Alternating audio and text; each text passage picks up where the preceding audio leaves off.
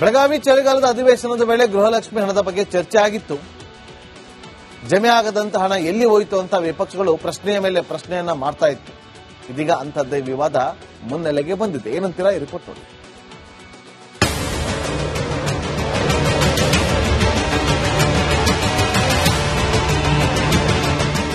CM Siddaramaiah ಸರ್ಕಾರ ಒಂದಲ್ಲೊಂದು ಗೊಂದಲದಲ್ಲಿ ಸಿಲುಕುತ್ತಲೇ ಇದೆ. ರಾಜ್ಯದಲ್ಲಿ 5 ಗ್ಯಾರಂಟಿಗಳನ್ನ ಜಾರಿ ಮಾಡಿದ ಕಾಂಗ್ರೆಸ್ ನೇತೃತ್ವದ ರಾಜ್ಯ ಸರ್ಕಾರದ ಯೋಜನೆಗಳು ಸರಿಯಾಗಿ ಫಲಾನುಭವಿಗಳಿಗೆ ತಲುಪಿದೆಯಾ ಅಥವಾ ಅವು ಸರಿಯಾಗಿ ಜಾರಿಯಾಗುತ್ತಿಲ್ವಾ ಎನ್ನುವುದರ ಕುರಿತು ಒಂದೊಂದೇ ಮಾಹಿತಿ ಬಹಿರಂಗವಾಗುತ್ತಿದೆ. ಗೃಹಲಕ್ಷ್ಮಿ ಬಳಿಕ ಅನ್ನಭಾಗ್ಯಕ್ಕೂ ಕಳಂಕ. 2025ರ ಜನವರಿ ಹಣವನ್ನೇ ಕೊಟ್ಟಿಲ್ವಂತೆ.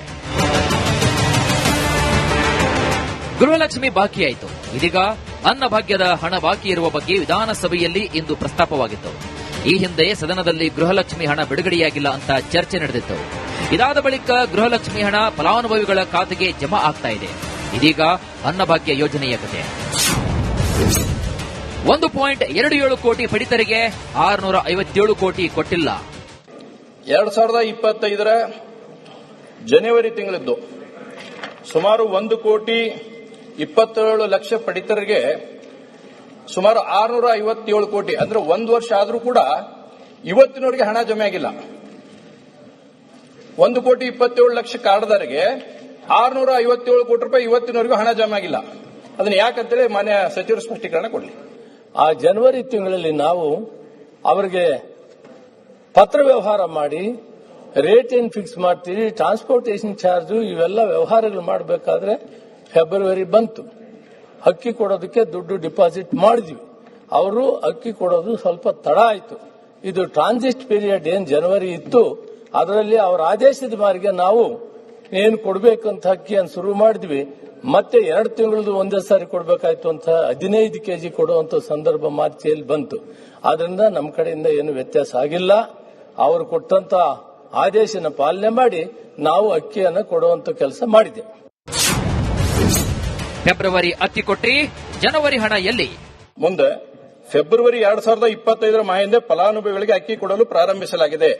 ಅಂದ್ರೆ 2025 ಫೆಬ್ರವರಿಯಿಂದ ಅಕ್ಕಿಯನ್ನು ಕೊಡುವಂತ ಪ್ರಾರಂಭ ಮಾಡಿದ್ದಾರೆ. ನಾನು ಅದನ್ನು ಕೇಳಿಲ್ಲ. ಫೆಬ್ರವರಿಯಿಂದ ಅಕ್ಕಿ ಕೊಟ್ಟದ್ರ ಬಗ್ಗೆ ಪ್ರಶ್ನೆ ಇಲ್ಲ. ಆದ್ರೆ ಉಳಿದಿರತಕ್ಕಂತ ಜನವರಿ ತಿಂಗಳದ್ದು ಹಣನೂ ಇಲ್ಲ, ಅಕ್ಕಿನೂ ಇಲ್ಲ.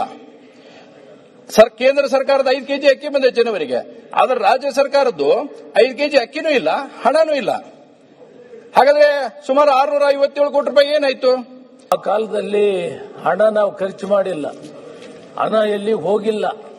ಫೈನಾನ್ಸ್ ಡಿಪಾರ್ಟ್ಮೆಂಟ್ ಹಣನೂ ತೆಗೆದುಕೊಂಡಿಲ್ಲ. ನಾವು ಕೇಂದ್ರ ಸರ್ಕಾರ ಒಂದು ಆದೇಶ ಕೊಟ್ಟ ಮೇಲೆ ಅದನ್ನು ಪಾಲನೆ ಮಾಡೋದ್ರಲ್ಲಿ ಆ ತಿಂಗಳಲ್ಲಿ ಗ್ಯಾಪ್ ಆಗಿದೆ. ದುಡ್ಡು ತಗೊಂಡಿಲ್ಲ, ಹಂಚಿಕೆನೂ ಮಾಡಿಲ್ಲ. ತಕ್ಷಣ ಕೇಂದ್ರ ಸರ್ಕಾರ ಅಕ್ಕಿ ಕೊಡ್ತಾನೆ, ಅಕ್ಕಿ ಕೊಡುವಂತ ಕೆಲಸ ಮಾಡಿದೆ. ಗೊತ್ತಿಲ್ಲ ಮುನಿಯಪ್ಪಗೆ ಗೊತ್ತಿಲ್ಲ. ನಾನು ಸ್ಪಷ್ಟವಾಗಿ ಕೇಳಕತ್ತೀನಿ. ಜನವರಿ 2025ರ ಹಣವನ್ನು ಹಾಕ್ತಿರೋ ಅಕ್ಕಿ ಕೊಡ್ತಿರೋ ಯಾವ್ದಾದ್ರು ಸ್ಪಷ್ಟೀಕರಣ ಕೊಡ್ರಿ.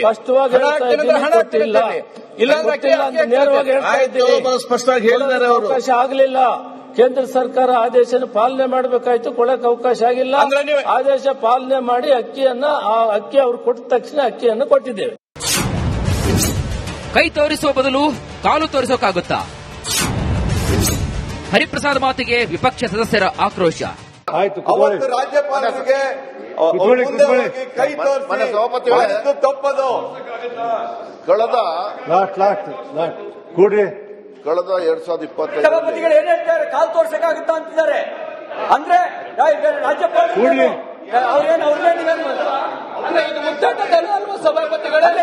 ಅಂದ್ರೆ ಏನ್ ಮಾಡಿ ಹೇಗ್ ತಿಳ್ಕೊಂಡಿದ್ದಾರೆ ಅವರು? ಏನ್ರಿ ನೀವು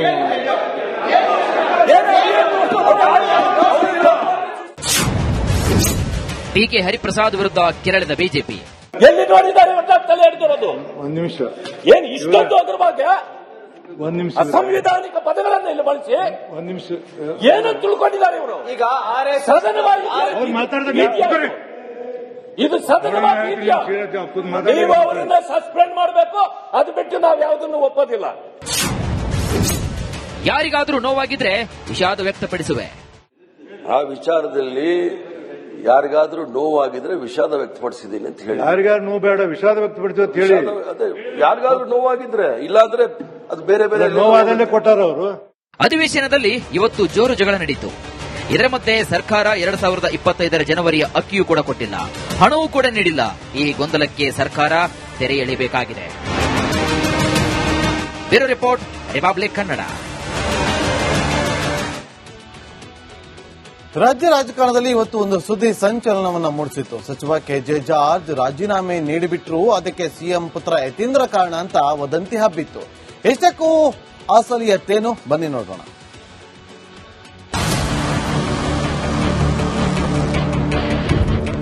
ಇಂಧನ ಇಲಾಖೆಯಲ್ಲಿ ಸಿಎಂ ಪುತ್ರ ಯತೀಂದ್ರ ಹಸ್ತಕ್ಷೇಪಕ್ಕೆ ಬೇಸತ್ತು ಸಚಿವ ಕೆಜೆ ಜಾರ್ಜ್ ರಾಜೀನಾಮೆ ನೀಡಲು ಮುಂದಾಗಿದ್ರಂತೆ. ಇಂಥದ್ದೊಂದು ವಿಚಾರ ಇವತ್ತು ರಾಜ್ಯ ರಾಜಕಾರಣದಲ್ಲಿ ಹಲ್ಚಲ್ ಸೃಷ್ಟಿಸಿತ್ತು.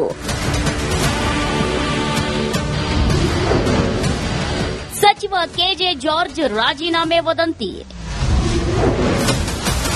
ಯತೀಂದ್ರ ಹಸ್ತಕ್ಷೇಪಕ್ಕೆ ಇಂಧನ ಮಂತ್ರಿ ಬೇಸತ್ರ.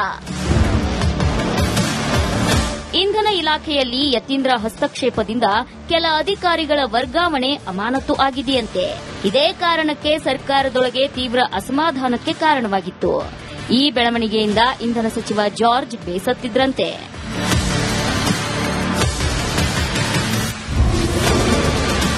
ಇಂಧನ ಸಚಿವನಾಗಿ ನನ್ನ ಮಾತಿಗೆ ಬೆಲೆ ಇಲ್ಲ, ತೀವ್ರ ಅಸಮಾಧಾನ ವ್ಯಕ್ತಪಡಿಸಿದ್ದ ಜಾರ್ಜ್. ಇಂಧನ ಇಲಾಖೆಯ ಕೆಲ ಅಧಿಕಾರಿಗಳ ವರ್ಗಾವಣೆಗೆ ಸಂಬಂಧಿಸಿದಂತೆ ಸಿಎಂ ಕಚೇರಿಯಿಂದ ಆದೇಶ ಹೊರಡಿಸಲಾಗಿತ್ತು. ಇದೇ ವೇಳೆ ಕೆಲವು ಅಧಿಕಾರಿಗಳನ್ನ ಅಮಾನತುಗೊಳಿಸುವ ಬಗ್ಗೆ ಕ್ರಮ ಕೈಗೊಳ್ಳಲಾಗಿತ್ತು. ಈ ಬೆಳವಣಿಗೆಗಳಿಂದ ಕೆಜೆ ಜಾರ್ಜ್ ಅಸಮಾಧಾನಗೊಂಡಿದ್ರಂತೆ. ಜಾರ್ಜ್ ಅವರು ರಾಜೀನಾಮೆ ಕೊಟ್ಟಿದ್ದಾರೆ.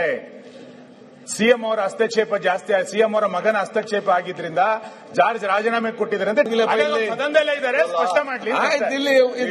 ನಿಮ್ದು ಬೇರೆ ಒಂದ್ ಸೆಕೆಂಡ್ ಜಾರ್ಜ್, ನೀವು ಇದು ಲಿಖಿತ ಉತ್ತರ ಮುಗಿಸಿ. ನಾನೇನು ಆರೋಪ ಮಾಡಲಿಲ್ಲ, ಹೌದಾ ಅಂತ ಕೇಳಿ. ಸದನದಲ್ಲಿ ಪ್ರಶ್ನೆ ಮಾಡಿದ ಸುನಿಲ್ ಕುಮಾರ್, ನೋ ವೇ, ನಾನು ರಾಜೀನಾಮೆ ಕೊಟ್ಟಿಲ್ಲ. ಅವರು ಟಿವಿಯಲ್ಲಿ ನೋಡಿದ್ದಾರೆ ಅಂತ ಹೇಳಿದ್ದಾರೆ. ನಾನೇನಾದ್ರೂ ಟಿವಿಯಲ್ಲಿ ಹೇಳಿದಿನ? ನಾನು ಯಾವುದೇ ರಾಜೀನಾಮೆ ಪ್ರಶ್ನೆ ಉದ್ಭವಿಸೋದಿಲ್ಲ, ಆ ತರ ಏನಿಲ್ಲ. ಸಂಪೂರ್ಣವಾದ ನಂಬಿಕೆ ನಮ್ಮ ಮುಖ್ಯಮಂತ್ರಿ ಮೇಲೆ ನಮಗಿದೆ, ಗೊತ್ತಾಯ್ತಲ್ಲ. ನಿನ್ನೆ ಸಮೇತ ನಮ್ಮ ಸಿಎಲ್ಪಿ ಮೀಟಿಂಗ್ ಇತ್ತು. ನೀವು ಯಾವ್ದಕ್ಕೆ ಕೇಳ್ಬಿಟ್ಟು ನನಗೆ ಗೊತ್ತಿಲ್ಲದ ವಿಚಾರ ನೀವು ನಮಗೆ ಬೇಕು ಸರ್, ಅದಕ್ಕೆ ಕೇಳ್ತಾ ಇರೋದು. ನೀವು ನಮಗೆ ಬೇಕು, ಸತ್ಯಕ್ಕೆ ದೂರ. ಆರೋಪವನ್ನು ಮಾಡಿದ್ದಾರೆ ಸರ್. ಸುಳ್ಳು ಆರೋಪ. ಜಾರ್ಜು ರಾಜೀನಾಮೆ ಕೊಟ್ಟಿಲ್ಲ. ಹಸ್ತಕ್ಷೇಪದ ಆರೋಪವನ್ನು ಮಾಡಿದ್ದಾರೆ ಸರ್. ಸುಳ್ಳು ಆರೋಪ. ಜಾರ್ಜು ರಾಜೀನಾಮೆ ಕೊಟ್ಟಿಲ್ಲ. ನನ್ನ ರಾಜೀನಾಮೆ ಸುಳ್ಳು ಎಂದು ಹೇಳುವ ಮೂಲಕ ಎಲ್ಲ ಊಹಾಪೋಹಗಳಿಗೆ ಜಾರ್ಜ್ ತೆರೆ ಎಳೆದಿದ್ದಾರೆ. ಈ ಸ್ಪಷ್ಟನೆಯೊಂದಿಗೆ ಸದ್ಯಕ್ಕೆ ಜಾರ್ಜ್ ರಾಜೀನಾಮೆ ವದಂತಿಗೆ ತೆರೆ ಬಿದ್ದಂತಾಗಿದ್ದು, ಬಿಜೆಪಿ ನಾಯಕರ ಕುತೂಹಲ ತಣ್ಣಗಾಗಿದೆ. News desk, Republic Kannada.